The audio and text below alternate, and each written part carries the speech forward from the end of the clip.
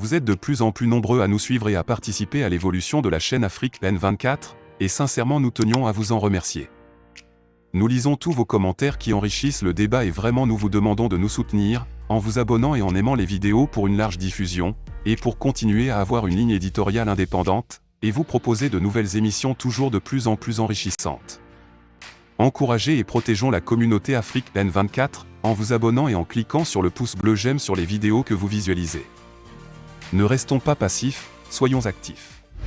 Togo. Compteur à zéro, le Togo risque gros avec les boycotts. La tendance à réinitialiser le compteur des mandats présidentiels dans certains pays de la Communauté économique des États de l'Afrique de l'Ouest, CEDEAO, est un phénomène qui suscite des débats intenses sur la démocratie et la gouvernance en Afrique.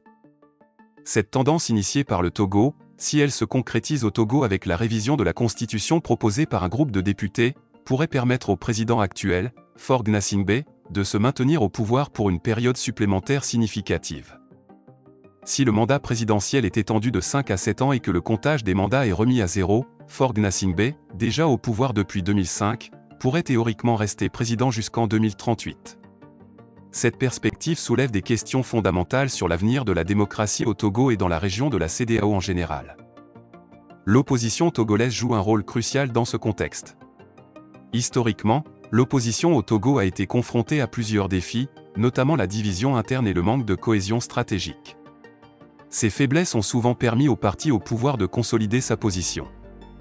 Si l'opposition choisit de boycotter les élections législatives ou d'autres scrutins, cela pourrait involontairement renforcer la main du gouvernement en place et faciliter la mise en œuvre de réformes constitutionnelles controversées. Le boycott électoral, bien que parfois utilisé comme un outil de protestation politique, comporte des risques significatifs. En s'abstenant de participer aux élections, l'opposition risque de perdre sa représentation législative et donc sa capacité à influencer le processus législatif de l'intérieur.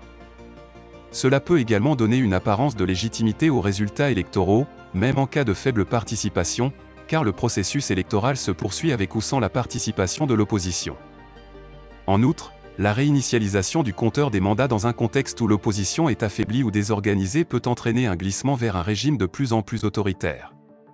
Cela peut avoir des conséquences non seulement pour la démocratie et les droits de l'homme au Togo, mais aussi pour la stabilité régionale. Les pays de la CEDEAO observent de près les évolutions politiques dans les États membres, et la situation au Togo pourrait avoir un effet de contagion ou servir de précédent dans la région. La réaction de la communauté internationale et des organisations régionales comme la CEDEAO est également importante. Ces entités peuvent exercer des pressions diplomatiques et économiques sur les gouvernements qui cherchent à étendre indûment leur mandat. Cependant, l'efficacité de telles interventions dépend de la volonté et de la capacité des États membres à agir de manière cohérente et principale. Pour l'opposition togolaise, la stratégie la plus efficace pourrait consister à renforcer l'unité, à mobiliser le soutien populaire et à participer activement au processus électoral. En présentant des alternatives crédibles et en engageant le gouvernement dans un débat démocratique, l'opposition pourrait non seulement contester le projet de révision constitutionnelle, mais aussi œuvrer à un avenir politique plus inclusif et démocratique pour le Togo.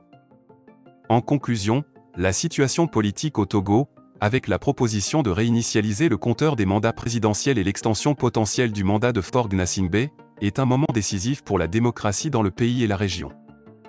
L'opposition togolaise se trouve à une croisée des chemins, devant choisir entre le boycott et la participation active. La décision prise aura des répercussions profondes non seulement pour le Togo, mais aussi pour la perception et la pratique de la démocratie dans l'ensemble de la CEDEAO. Likez la vidéo si ce n'est pas déjà fait. Laissez aussi votre point de vue en commentaire. Abonnez-vous et cliquez aussi sur la petite cloche de notification pour ne rien rater de nos prochaines vidéos. N'oubliez pas de partager aussi la vidéo et de la liker.